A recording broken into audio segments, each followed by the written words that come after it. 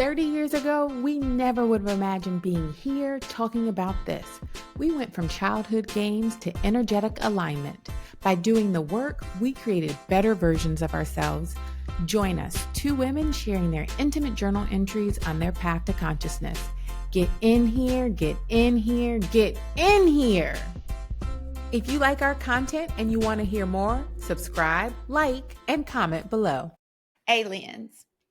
I know the one thing the universe has taught me is that she's very much alive.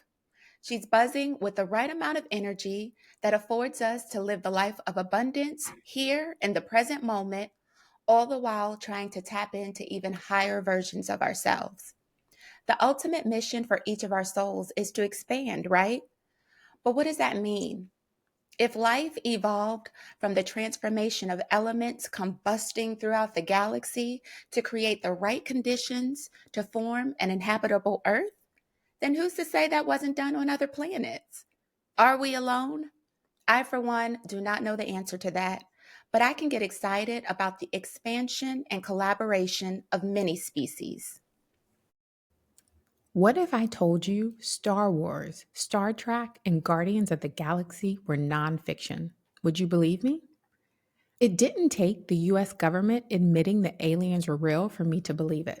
No, 5 minutes after the clock struck midnight on January 1st, 2020, proved that. And then again on January 6th, 2023, I had yet another peculiar experience with our skies. There's something about January, at least for me anyway. At the time, I felt blessed to have witnessed them. Now, though, I am convinced that these experiences had a significant impact on my spiritual evolution and growth. You see, when you know there's more to the universe that meets the eye, you know your role on this earth is more than meets the eye.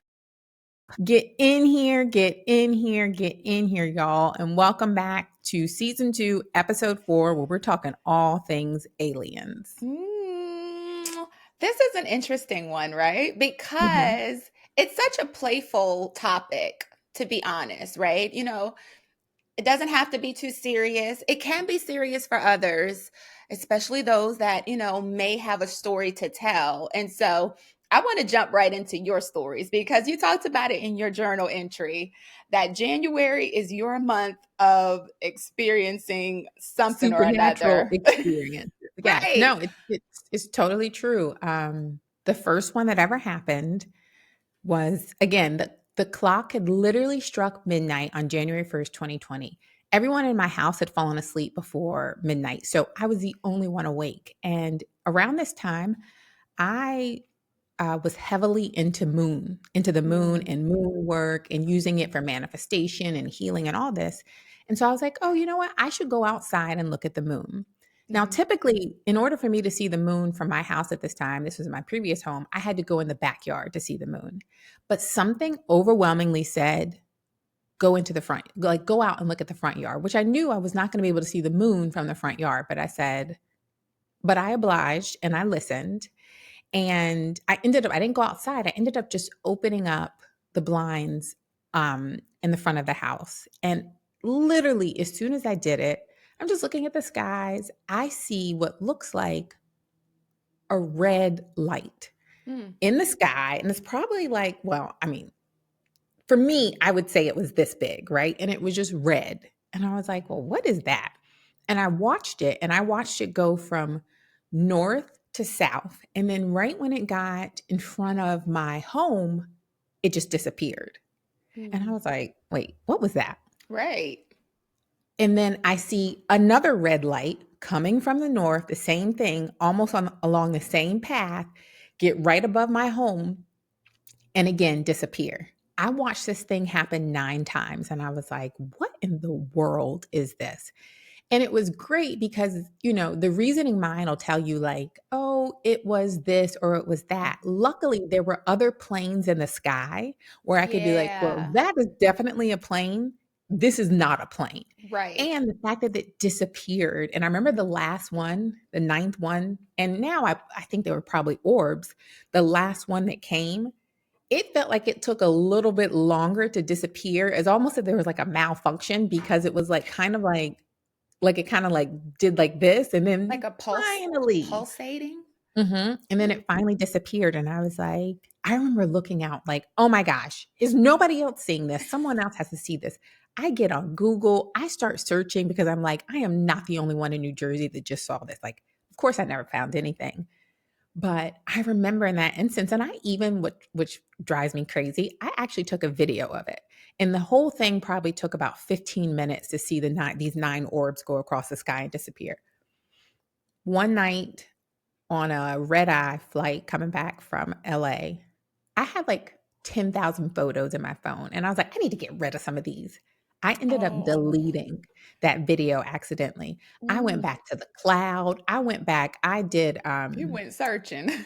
I had like the time machine where you do like where you save the data from your computer. I went everywhere to try to find this. People that I sent it to that I was like, "Hey, look at this thing I saw."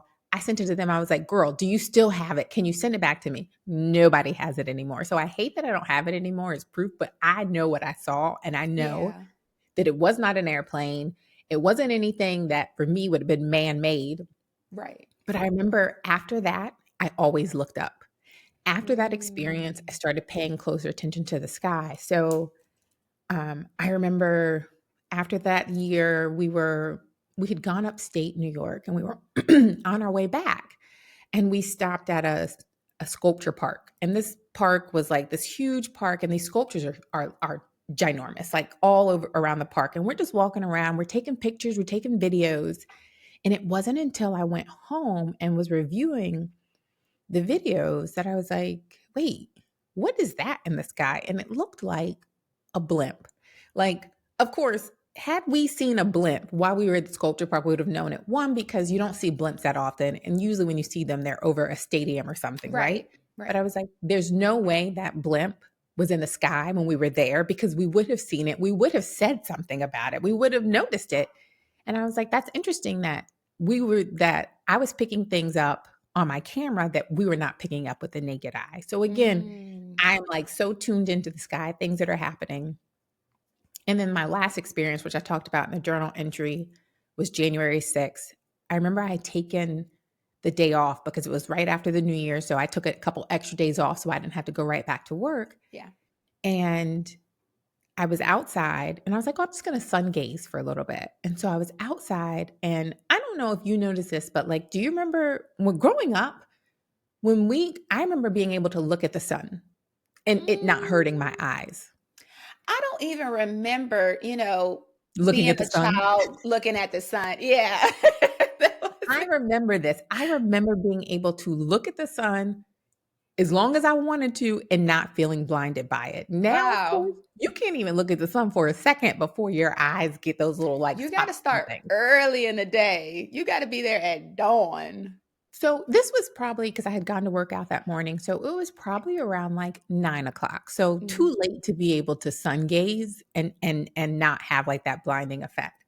Anyway, I'm outside and I'm looking at the sun and I realized for the first time I can see the sun and it's not blinding my eyes. And all of a sudden I start seeing colors, Mm. like fluorescent colors coming off of the sun. And I remember being like, again, I had one of these moments like, is no one else seeing this? Because I'm seeing it. Like someone else has got to be seeing these vibrant, like pinks and Yeah. purples coming out of this, coming off of the sun.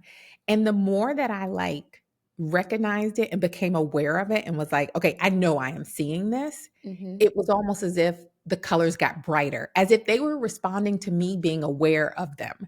And I remember, and back at this time, this was before you and I had started like talking and reconnecting. So I didn't have anybody to share this experience with. Yeah. But I remember going like, wait, is there some type of intelligence happening here that knows that I'm tapped into it? And so as I'm thinking this, I swear, oh God, it felt like Oh, God. something on the sun was like, she sees us, guys. She sees Oh us. my Get like gosh. bigger, get brighter. And I was like, am I communicating with someone else right now? Because I was like, this is not a regular experience. And so Right. since then, after that, I now always see the colors coming off of the sun. I always see the colors in the sky. And now it's to the point that my children also can see it. And do I believe something has happened? Something has changed in our universe or in our atmosphere? I do.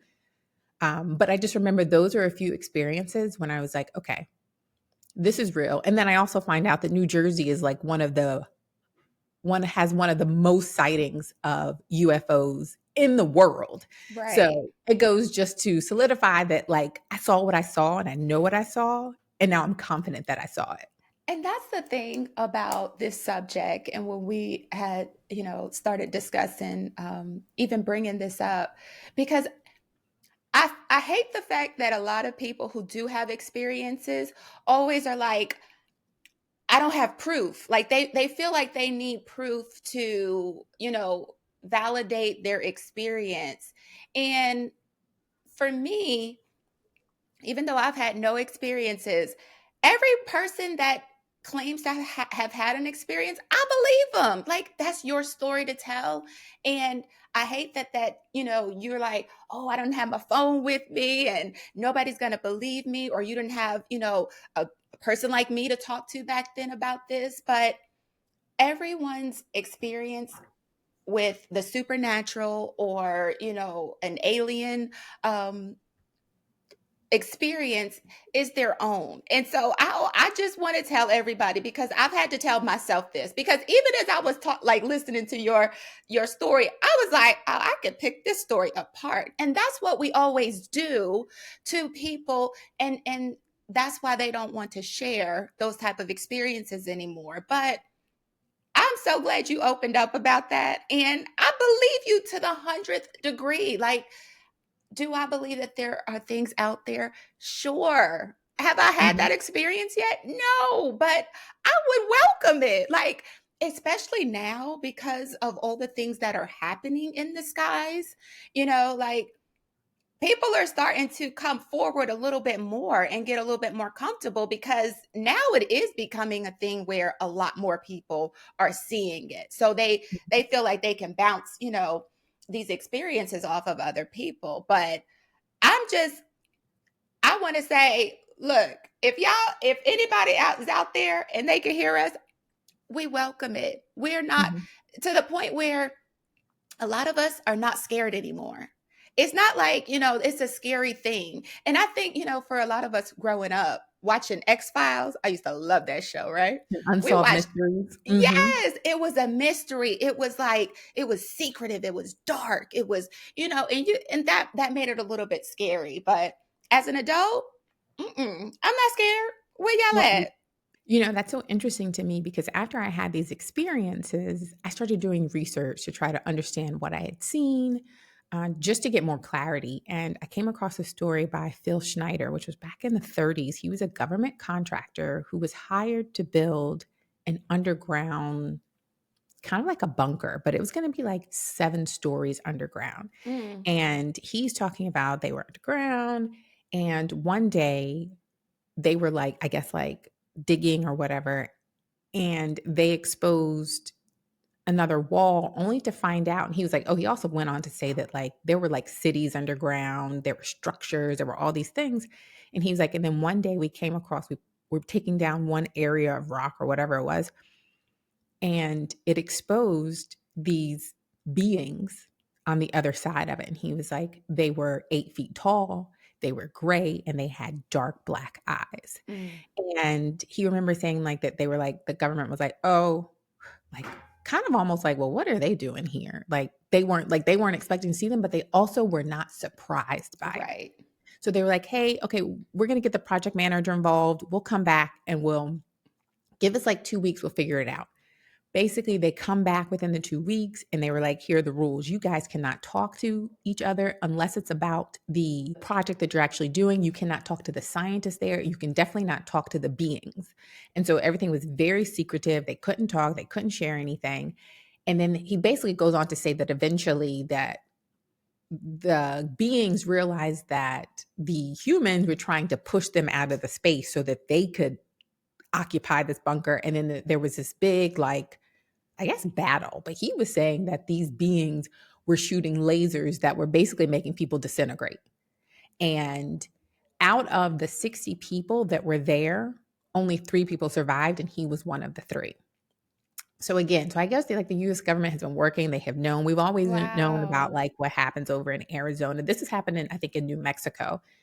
But it reminds me, and if you are an avid Get in Here listener and you listen to season 1, episode 1 about dreams, I had a few dreams that for me felt like something was happening. Mhm. It was a series of dreams where I was kind of like on a gurney and strapped down. And someone, I remember this was a woman that came in that looked like she was dressed like a nurse and went over to a table like there were a bunch of like instruments that she was about to use on me. I remember being like alarmed, but kind of like fidgeted and woke myself up. And I remember Mhm. being like, oh, that was kind of a crazy dream. But then I told you about the dream I had here shortly after I moved, where I felt like I kept having this dream of a man that was fixing something. He would come to my house to fix something. This time in the dream, he was like right outside of my actual window, my bedroom window, and he was fixing Mhm. something. But then he came over the threshold of the window. And when he came over the threshold, he was no longer a man. And he was this tall, grayish looking thing that was, to me, hideous looking. Mhm. But I remember as it walked into and it walked into my bedroom, I have a full-length mirror right there. It looked at itself in the mirror and actually smiled and admired its reflection. And I remember being like, that's weird. In the dream, I'm telling myself, Zakkiya, do not move. Pretend to be asleep because this being or this thing starts walking closer over to me and gets closer and closer. And right before it gets to me on the bed, I start screaming. And I scream to the point that it knocks this being like out of the room. And then I wake up, I'm actually screaming in real life. And that's how I wake myself up. And I remember, again, this is one of those dreams I had right after I fell asleep. So there's no Mhm. way I could have been in deep sleep to have this kind of dream. And I knew this had to have been something um, kind of like supernatural for me. So again, I've Right. had all these experiences since that initial one, and I say all this to say really in this episode about aliens, it's the idea to open yourself up to the unknown because we're Right. talking about manifestation. We're talking about how do you make things come out of nowhere? How do I pretend I'm living this luxurious fabulous life when right now I'm not, in order to manifest it, in order to quantum leap, in order to Yeah. quantum jump in a new reality. So it's this idea of believing in the unseen and the unknown that I think is really important. You know what I took from that story? And it's the story that you told about the project that was happening. It's something about sound that alarms these beings, right? Because the project manager of whatever that project was said, "Don't talk to them, right? Don't even talk to each other.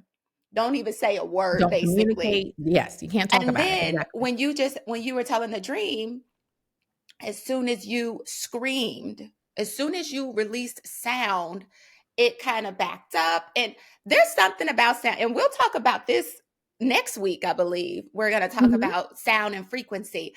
But I don't know. I had a feeling to say that. There's something about sound that I think, these beings want to either tap in. But when you think about it, that's really what gives humans our humanness, Mhm. the language, right? No other being or Species. animals, right? They can't talk, so that's what kind of gives us our humanness. And so when they hear sound or they hear vibration or frequency, um I think it alarms them because they don't have that power yet. And that's the other thing I wanted to talk about, like even with aliens. Y'all, if we were to be invaded by aliens, what is our superpower? Like, nobody's asking these questions. Like, our superpower cannot be the Olympics, getting together all of our athletes in the world. What is our superpower? What makes us stand out? Not to fight them, but just to hold some kind of, I'm here and you've entered my atmosphere, you've entered my threshold. Like, what sets us apart? And to me, that's almost like that's the connectivity that we have to come together and figure out together, right? Like, I I just I have that reoccurring thought, like, what is our superpower? Because we gonna lose, y'all, if we don't Well, get it together. so you just reminded me of another story, and it happened in an African country. I can't remember, but it was this instance where they were at a schoolyard and the whole school of kids were outside, and they all shared that same experience that they saw something Oh, come that down. was in Zimbabwe. I read Yes. about that. They saw something come down. They had these little men-like things that came out that were able to communicate with them, but not with words. So they were telepathically communicating with them. So Yep. that's just one thing to think about. But my point is, if I do believe that we are being visited or have aliens that are coming, I actually don't think that I really think they are a friend. I do too. I have this feeling that they're almost like, hey, y'all, we don't let y'all stay down on Earth. Earth is ghetto. Y'all got a lot of stuff going on. And y'all have not intellectually progressed and evolved the way we would had hoped. So we coming down here to assist you. So that's kind of like how I feel. But like when you talk about what are human superpower, what is it about us? Because if there is another galaxy with another word with another species, we would also be considered aliens to them. Sure. And what Yes. is it about the earthlings that are different? And I think, and from what I've read and researched, the one thing that humans have and on this earth is about um, emotions. We have the Mm, ability to feel emotion. And what's so crazy is we talk about this, I think, early in an episode that like emotions are what really drive our manifestation. That's how you pull something in by actually garnering right. emotion. You're And right. it reminds me of a series I watched called The Man Who Fell to Earth. And it talks about an alien that fell to Earth. Of course, he morphs into a human body, but he talks about how energy is free. And he talks about like one of the guys that's here that got stuck here. And he said he got stuck here, but he fell in love with Earth because of the emotions, because he got to experience love and all. And, Mhm. even though emotions for us can be really like some of them are really bad or really painful to go through, it's still a superpower to be able to feel things. So that is Yeah. what our superpower is. I love that you teed up the fact that there's something about sound because it's perfect because next week we actually are talking about sound frequency and its ability to heal. Yeah. So, really quickly, I want to share a quote from just from this episode that I thought like really resonated and made sense for what we were talking about. And it simply says, it would be inexcusably big headed of us to declare that Earth must be the only planet with life in the universe. And that seems to make so much sense to me. Like, who are we to think that we are the only ones, especially like in your journal entry, if it was just this random smashing of planets or stars or whatever that created us and created everything here. Well, who's to say that didn't happen galaxies over or light Right. years away as well? And so I think the universe is so large to think that we are the only ones and the only beings in here would just be rather naive of us. He said big headed of us because we think we're so powerful, but I don't think y'all know y'all power. So that's what I'm saying. Like, people, we have to come together. Like, we have to understand, for one, that there is a oneness of all of us. Like, there is an interconnected, you know, might be emotion, right? There's that interconnected emotion that we all experience. And to think that another universe, another planet, another galaxy doesn't have that as well, like, y'all got big heads out here, but when things hit the fan, what y'all gonna do? Like, I want people to just and I for me, this episode was just about calling awareness that we all need to come together. We all need to figure out how to raise our consciousness, raise our awareness of the unknown, right? Don't fear it. Don't let the government and the media, push fear into us Fearmonger. about it. No, Well, be open-minded about everything. I think the US government thought that we were all going to be up in arms when they admitted the aliens were real. And everybody was like, we got too much stuff going on to worry about that. Okay. Because the world is falling apart. Okay. They're Yes. aliens. Great. Okay. But are they going to come here to help us? I think that's what people are worrying about. But like you said, Right. emotion, I do believe, is our superpower because if you think about it, if you've ever watched a video, um, even in a different language. You might not understand what's happening, but emotionally you can understand what is happening and you can feel Right. that and you can share, you can have that shared experience with them. So, Yeah. again, the idea of like, we're not telling you to believe in aliens or not believe in them. What we are telling you is to believe in the unknown and the unseen because they do have power in your life. So, thank Absolutely. you again for tuning in to this episode. We will see you next week. Peace, y'all. Until next time, get in here, get in here, get in here.